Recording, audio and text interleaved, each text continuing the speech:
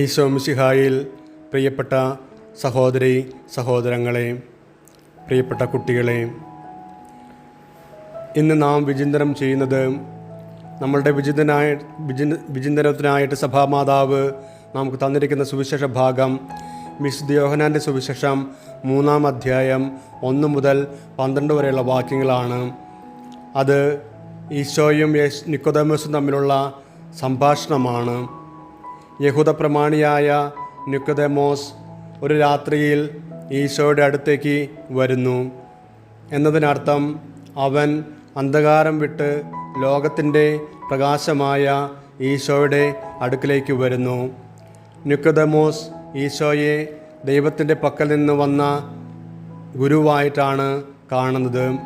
എന്ന് വച്ചാൽ നിക്കോദെമോസ് ദൈവത്തിൻ്റെ രക്ഷയിൽ നിന്ന് അധികം ദൂരത്തല്ല എന്നർത്ഥം. ഈശോ നിക്കോദെമോസിനോട് പറയുന്നു, വീണ്ടും ജനിക്കുന്നില്ലെങ്കിൽ ഒരുവന് ദൈവരാജ്യം കാണാൻ കഴിയുകയില്ല എന്ന്.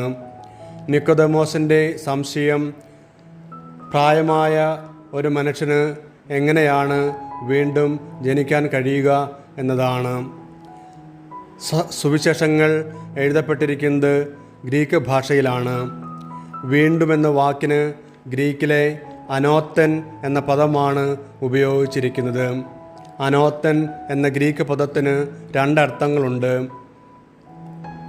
ഇംഗ്ലീഷിൽ എഗെയിൻ എന്നും ഫ്രം എബവ് എന്നും അർത്ഥങ്ങളുണ്ട്.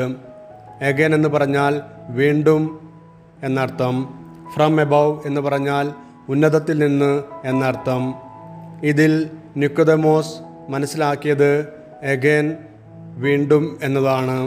എന്നാൽ ഈശോ ഉദ്ദേശിച്ചത് ഫ്രം എബവ് ഉന്നതത്തിൽ നിന്ന് ജനിക്കണം എന്നാണ്.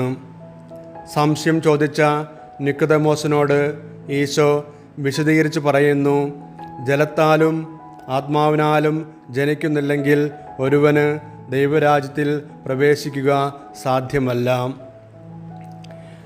ജലം അത് ശുദ്ധീകരണത്തിൻ്റെയും പുതുജന്മത്തിൻ്റെയും പ്രതീകമാണ്. ആത്മാവ് അത് ശക്തിയുടെയും മഹത്വത്തിൻ്റെയും പ്രതീകമാണ്. സഭയിലെ മാമോദീസയിലാണ് ഇത് സാധ്യമാകുന്നത്. സഭയിൽ ഒരുവൻ ജലത്താലും ആത്മാവിനാലും പുതുജന്മം പ്രാപിക്കുന്നു.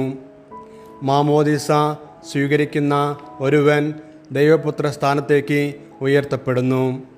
ദൈവപുത്രന്മാർക്കുള്ളതാണ് ദൈവരാജ്യം എന്ന് ഈശോ നമ്മെ മനസ്സിലാക്കി തരുന്നു.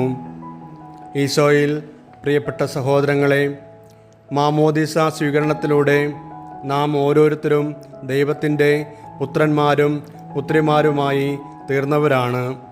നമുക്ക് മാമോദീസായിൽ ലഭിച്ച ആത്മാവിൻ്റെ ശക്തിയിലും വരപ്രസാദത്തിലും ജീവിക്കാനായിട്ട് ഓരോ ദിവസവും പരിശ്രമിക്കാം. ഈശോ നമുക്ക് നൽകിയ വലിയ വിളിയാണ് സഭയിൽ അംഗമാകുവാൻ. സഭ എന്ന് പറഞ്ഞാൽ ഈശോയുടെ ഭൗതിക ശരീരമാണ്, ഉയർത്തപ്പെട്ട ഈശോയുടെ ശരീരമാണ്. ആ ഉത്തിത ശരീരത്തിലേക്ക് നമ്മൾ ഓരോരുത്തരും മാമോദീസായിലൂടെ അതിൻ്റെ ഭാഗമായി തീർന്നവരാണ്. നമുക്ക് ഈശോ നമുക്ക് നൽകിയ ദൈവവിളി അനുസരിച്ച്, മാമോദീസായിലൂടെ നമ്മൾ സ്വീകരിച്ച വിളി അനുസരിച്ച് ജീവിക്കാനായിട്ട് പരിശ്രമിക്കാം. ഈശോ നമ്മളെല്ലാവരെയും സമൃദ്ധമായിട്ട് അനുഗ്രഹിക്കട്ടെ. പിതാവിൻ്റെയും പുത്രൻ്റെയും പരിശുദ്ധാത്മാവിൻ്റെയും നാമത്തിൽ ആമേൻ.